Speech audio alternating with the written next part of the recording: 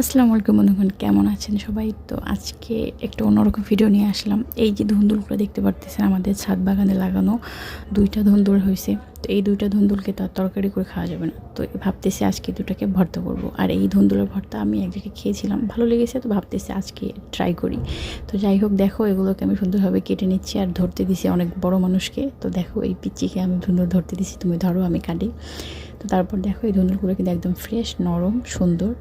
তো যাই হোক, দেখো ও কিন্তু এগুলো নিয়ে খেলা করতেছে আর হাতে পেয়েই মুখে দিচ্ছে, বাচ্চাদের স্বভাবই এটা। তো যাই হোক, ওর কাছ থেকে আমি নিয়ে তারপর চলে আসলাম।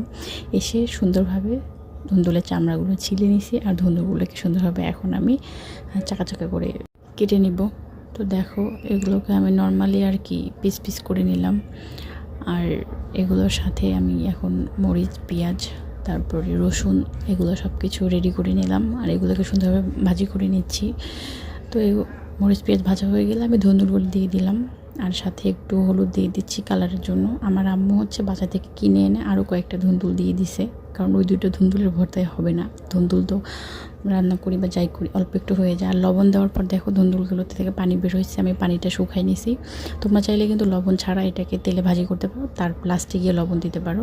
তো দেখো এরপর আমি সব কিছু মরিচ পেঁয়াজের সাথে ধুন্দুল মেখে নিয়ে একটু সরিষার তেলও দিয়ে দিচ্ছি। তো ভর্তা আমার রেডি হয়ে গেল। তো তোমরাও ট্রাই করবে।